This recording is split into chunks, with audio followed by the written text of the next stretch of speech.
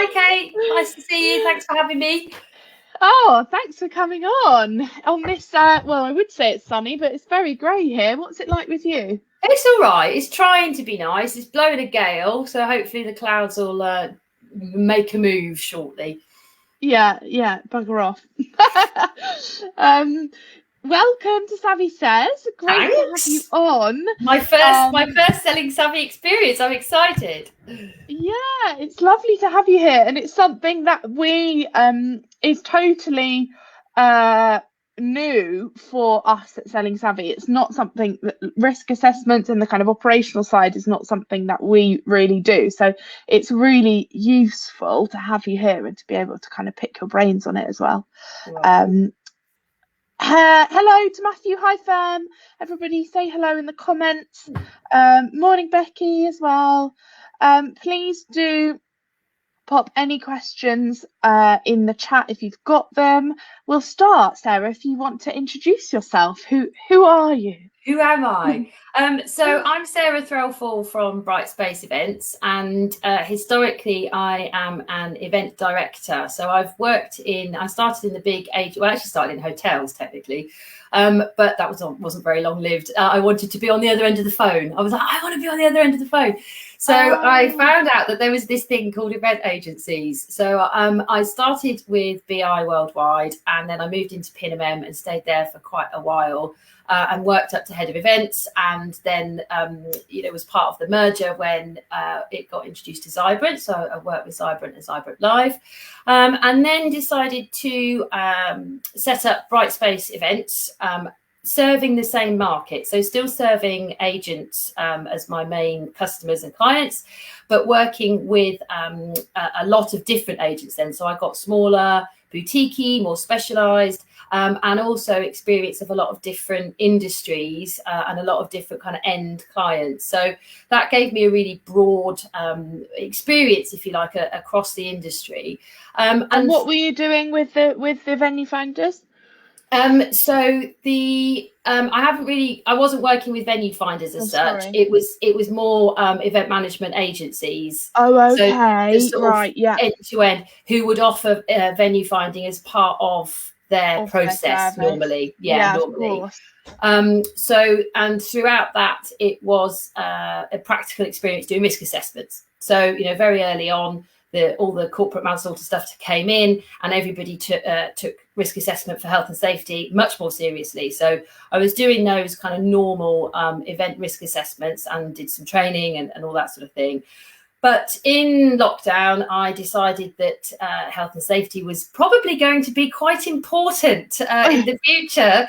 So it was time to take all of that experience and make it much more formal. So I was basically studying for about 8 months. And I've got a couple of IOSH certifications, and I'm just waiting now for my my professional qualification that says I'm a health and safety advisor. But I'm waiting for results that are coming through in April, hopefully. So I passed the first bit, so I'm hoping that I'll pass the second bit. But so I've kind of turned all the practical experience into the health and safety. I've done a bucket load of research and study around COVID the whole time, and then being able to put that in the frame of, here's some health and safety learning and qualifications, here's COVID, here's 20 years worth of event experience. And I've put those together basically, so I can kind of run it all through the event manager brain and say, this is what's relevant and this is how you can make it work in a real life sort of situation. Amazing. So like you say, so valuable at the moment, and something that everybody, it's a necessity for people to do, but I feel like people are quite nervous around it because it's such high stakes, I guess. It is, and I think that's a really good point, because historically we're not a high risk industry. We're not a nuclear power plant. Some of the studies I've been doing, it's terrifying when you read about, well, you need to consider this, the risk of this, and I'm like, really? So, traditionally events isn't very high risk. I mean, we do some fun activities, but it's all quite safe. We are now one of the highest risk industries there are. We're banned, we're shut because we're that high risk. The government have decided, it can't be safe to do it. That's so crazy to think of it like that. Culture shift. It's a massive culture shift that that means everybody needs to be led by health and safety. It's not something that gets done maybe a couple of weeks before the event. I think we've all had that experience where it's on the list and sort of drops off, but it needs to be from the beginning, and it needs to be everybody. It's not just one event manager sat at their laptop writing a risk assessment anymore. This really does need to be a big together kind of approach. Yeah, definitely. And how have you found it, you and your clients, with the constant changes in guidelines and what we're allowed to do? Because for you doing risk assessments, it's just and needing to know exactly what's happening all the time, it's really tough. It's tough, but you get used to it. I think when I first started looking at this kind of back in the summer, it was like, where do I even go? How do I even get this information? But at least now there's some really good places of information. They are updated. You just don't get noticed when they're updated necessarily, even though I follow all the people and I'm signed up to all the mailing lists. So there's a challenge there, is just to make sure that you're regularly checking in. So the government have their guidance, which is on the working safely during coronavirus guidance section. The industry associations have all published their very detailed, this is how it's going to work documents. And it really is just a case of reading it all and making sure that you spot if there's been any changes. They do date the updates on the government website. They just don't version control it as such. So you can read the whole thing and go, well, actually, nothing's really changed. Or there was just this tiny little point in here that's changed. So there was a lovely settled bit where everybody was actually quite happy with what was going on. It was, we were quite confident that this was the way it was working, and everyone had good protocols. There was an accepted best practice. Staff would arrive on site and go, I know what I'm expected to do, that's fine. And it was becoming quite normal. There weren't any audiences, it was all virtual filming, but big film sets, 50, 60 people, so you needed the full control system in place. And then they chucked another lockdown at us and we went, oh god. But to be honest, there has always been an exemption for work-based activity that cannot be done at home. Even in the strictest lockdown, filming was taking place because it's work that cannot be done at home. So the guidance is very important, and then the actual legislation is very important, because you can often find an argument in that to say, no, this is allowed. The thing we're really struggling with now is that they've given us the roadmap. They've given us a 80-page document behind the roadmap, but it doesn't really give us that specific guidance beyond where we are now. So it doesn't say, the roadmap says from the 12th of April, outdoor hospitality, but it doesn't say, can we do business events outside? It doesn't say, can we do reference our industry? No, not in enough detail, because they've kind of just shoved the whole thing to one side and called it the event research program. So everybody's just waiting to see what happens with that. We haven't really got any details yet. And so the kind of word on the street, I guess, is that after, and even probably, and even what Boris has said is that after the 21st of June, we are going back to normal, whatever that normal looks like. How does that affect events? Well, Boris didn't say we're going back to normal, and this is the problem. Everyone heard we're going back to normal, which is not what he said, and it's not what's in the document that was published behind what he said.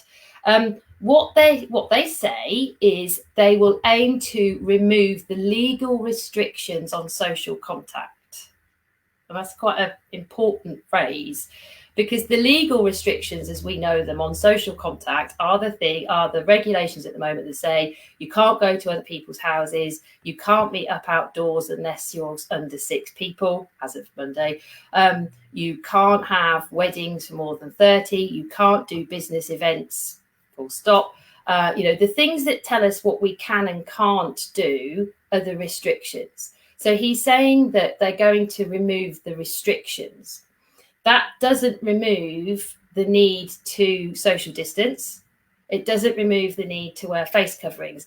They're dealt with separately, and it says there'll be a review of the need to social distance, and there'll be a review of the need to wear face coverings. So they're very separate things. Plus, the reason we do all that stuff is health and safety. The reason we social distance at the moment is because it's legally mandated, but it's also part of the risk reduction in your keeping your people safe. You know, under the Health and Safety at Work Act and under the specific coronavirus legislation, there's a black and white legal responsibility for people as employers to keep their employees and everyone who's affected by their work safe. Specifically in the coronavirus legislation, a gathering organizer, and a gathering is anything that's permitted, basically. So people in an office is a gathering, people at an event is a gathering. The gathering organizer has a legal requirement to do a risk assessment. They're not going to take that out. They're not going to say, actually, we're going to let you all meet. We're going to take off our legal restrictions and say, go for it. And we're going to remove your responsibility to risk assess it.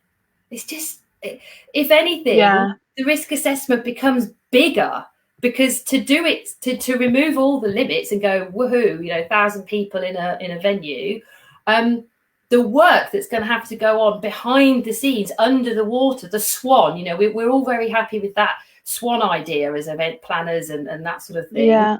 You're cool and calm on the top and everything looks normal to the guest, but underneath we're going like mad to make that happen. Yeah.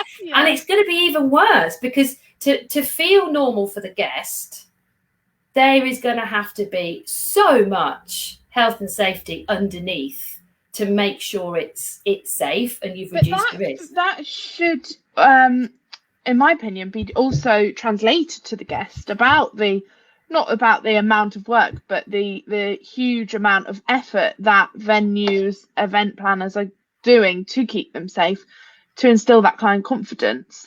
Absolutely. And I think that a big part of how we come out of this is about confidence, client confidence for booking things, but also guest confidence for coming to things.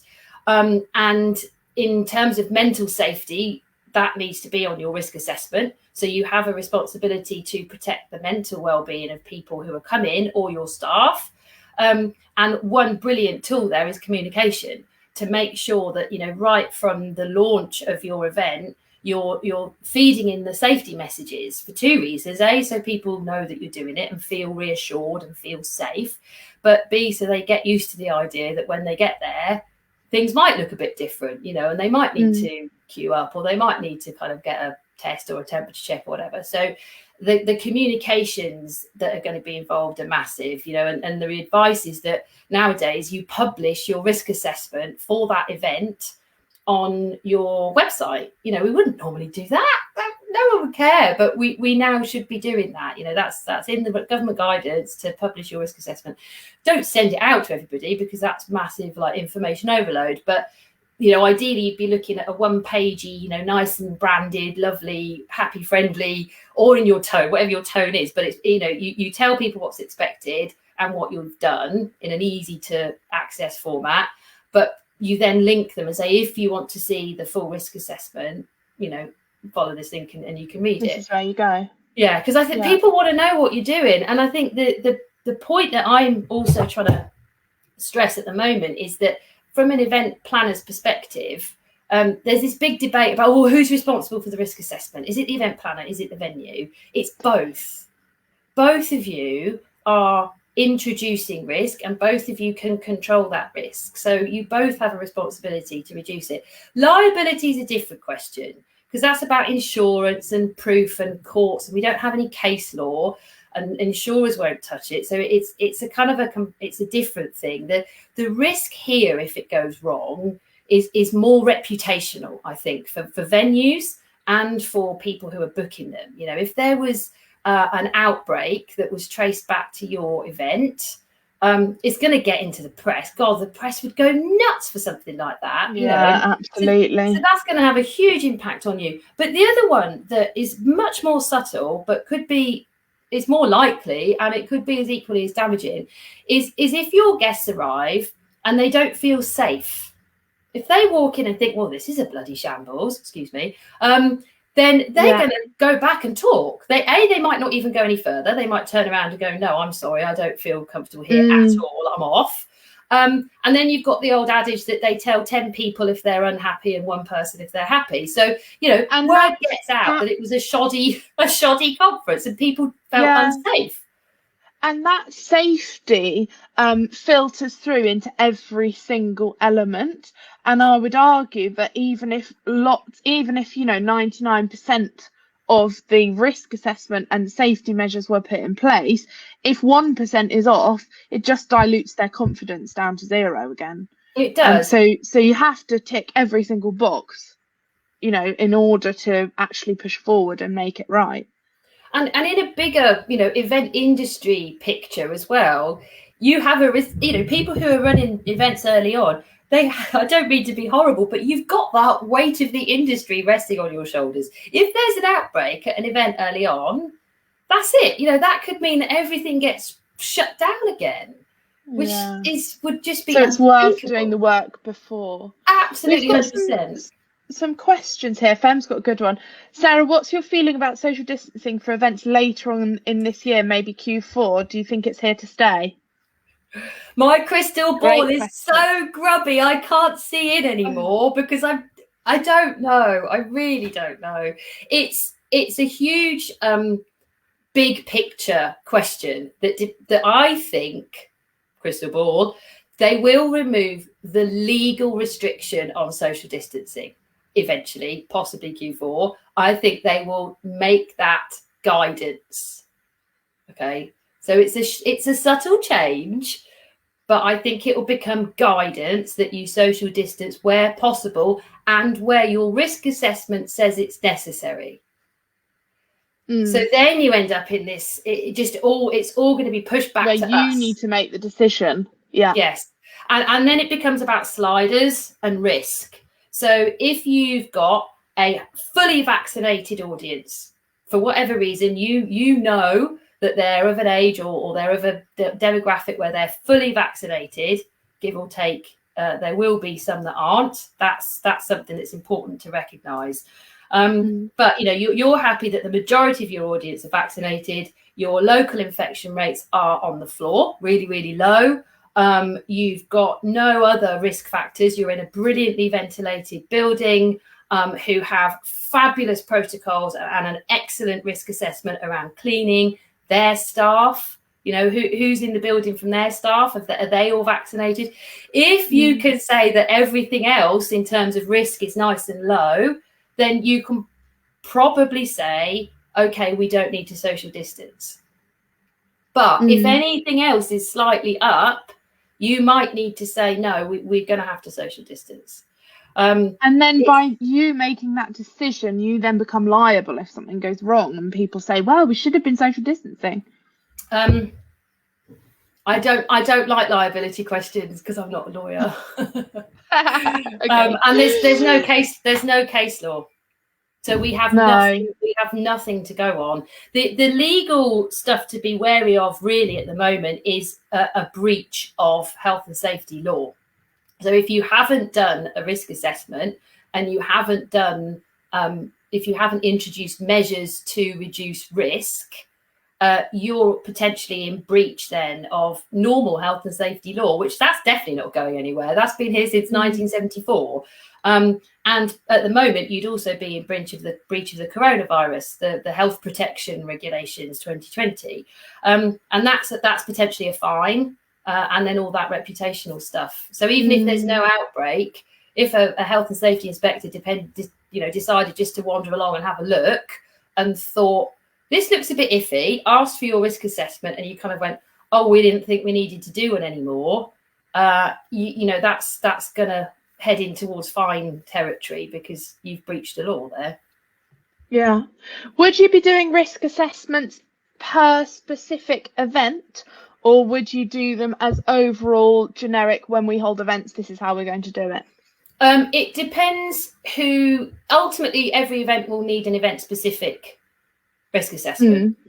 And I think that would sit with the organizer, with the agent who's booked, booking the space, who's running the event. I think they should have the ultimate responsibility. But like I said before, it does need to be very much with the venue, because so much of the risk is managed and controlled by the venue. As a venue, I would hugely encourage them to have a COVID safety policy for events that sets out how they would operate in their main room, how they would, every hotel has a kind of a set idea of what works well in their space, what they try and sell, whether these numbers are good or whether these numbers is something they know that they churn out really regularly. Think about those sorts of situations, or the kind of regular bookings that you maybe had in the past.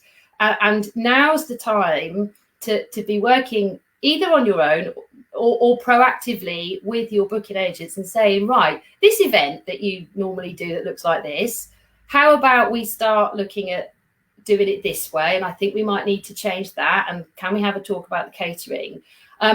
If you don't do it with your clients, just do it internally and say, like, this is how many I think we can safely accommodate, and this is how it's going to work. But then do a risk assessment in the same way you'd send out a menu pack. It's a lot of work to create a menu pack, but once it's done, isn't it? And then it becomes the venue, the organizer then chooses menu B and starts changing things. But, so I think that's what I would like to see as an organizer, is a kind of a risk assessment suite where there's a ton of stuff about, this is how we will do a buffet. This is how we will serve a dinner. This is how we propose we use a conference and breakouts, and then if they've got a specific event-based risk assessment as a booker, it takes a massive weight off my shoulders to know that the venue are up with know what they're doing, taking it seriously. There was something scary in the CNIT, what did they call it? A post-pandemic playbook. So they'd done some sort of survey and published it in this post-pandemic playbook that came out last week. 58% of people, bookers, were struggling to book venues for 2021 because of insufficient health and safety policies and procedures. Wow. So that's lost business because they didn't see event-specific risk assessment. They saw stuff about room service and housekeeping and, all the guest-based things. Very interesting. Which highlights the importance of it. We've got some great comments here. So David, hi David.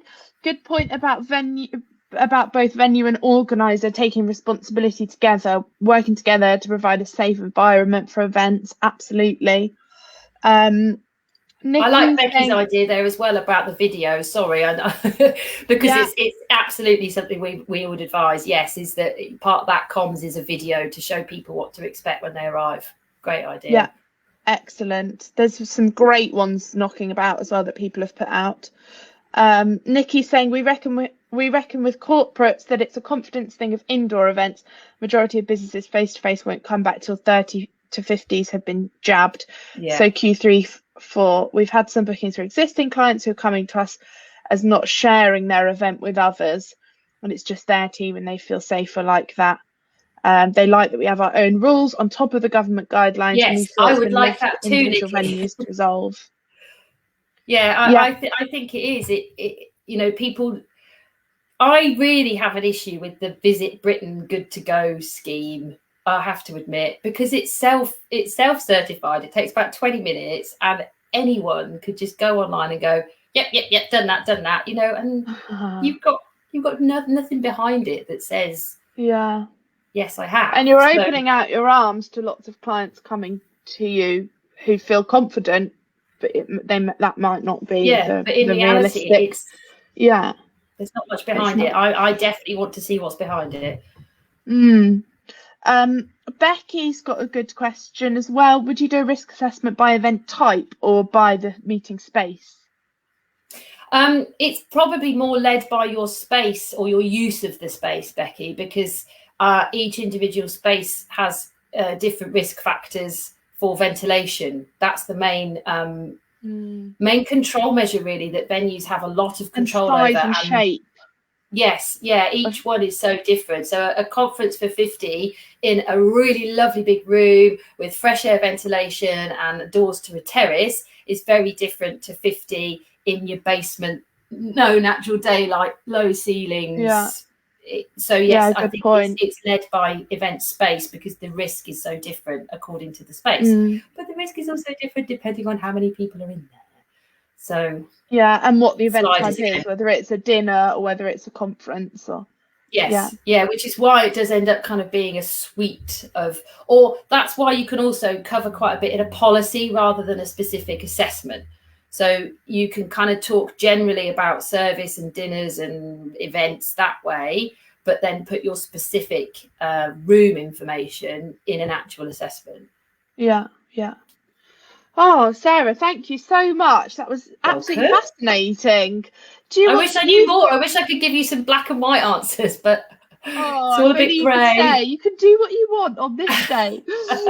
No, well, it's. I mean, your knowledge around it and the research you must have done is absolutely mammoth. And speaking for us all, we really appreciate it because I can imagine how much wording you've had to trawl through and decipher to kind of make it in layman's terms for us lot. Welcome. So thank you for that. Do you want to let us know about your courses? And you've got a new Facebook group up as well, yes, please. Yes, thank you. So I've set up a Facebook group for people to have all these conversations, basically, because I think the hive mind is what we might need to really get us going, to share knowledge, to share stuff we've seen. If you see good stuff coming from venues, see good stuff coming from websites, anything that is all about getting us back to live is a discussion forum for that sort of stuff. So I think I've just put that link in the comments. So there's the group. Please do join that and get involved. Everybody's really shy at the moment, which I think is ridiculous because I know these people and they're not shy at all. But for some reason, everybody's need to get some fun conversations going. I'm chatting to myself. I'm having a lovely time on my own in that group. But there's 160 we'll come people. And bombard you with questions. But they're all just watching. So we need chatters in there. And then I do courses on this. So there's 2 courses. One is aimed at people who actually need to carry out the specific risk assessments. So that's quite detailed. There's online learning and there's a workshop that's led by me where we do practical activities and also an assignment, which is a risk assessment that you then get feedback on. So at the end of that, you've had lots of experience of doing it. So there's that course. Useful. It is the feedback. I have to say, I was doing some little stats analysis yesterday. The feedback is really good. So I'm confident that what I'm delivering, gives people the skills they need to then go back and do it in their organisation. What they often then need is something to encourage other people to do this stuff as well. They don't actually need to carry out the risk assessment, but they need to be aware of what's involved. They need to be knowing a bit about the science, about the legislation, about the guidance.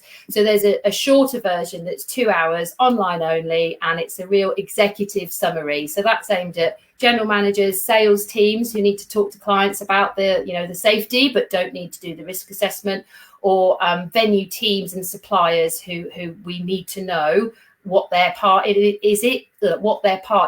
in it, but won't actually physically be writing a risk assessment. So there's those 2 courses as well, which you can access from the Thinkific link that's just popped up there. Fabulous. Thank you so much. Matthew's got a great question. I wonder if you can answer it in 1 minute. How do you think we can manage risk assessment, more social events when alcohol becomes a risk? So the slider goes sky high then for social distancing, doesn't it? Because you admit that there's going to be lots of drinking, that social distancing is going to be a real issue. So you admit on your risk assessment that your social distancing has gone out the window. So you then need to put in place as many other measures as possible so that the overall risk is reduced. And I think the biggest one, this is crystal ball time again, will be testing at that point.